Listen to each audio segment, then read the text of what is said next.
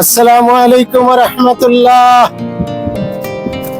ধামরাই, ঢাকা জেলা ধামরাই থানা থেকে বলতেছি।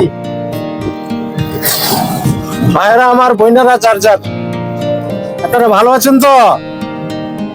এই যে দেখেন, ঢাকা জেলা ধামরাই থানায় আপনারা তো জায়গা জায়গায় কিনতে আসেন ভাইয়া। এই যে দেখেন, কিছু এলাকায় পানিতে ভরপুর।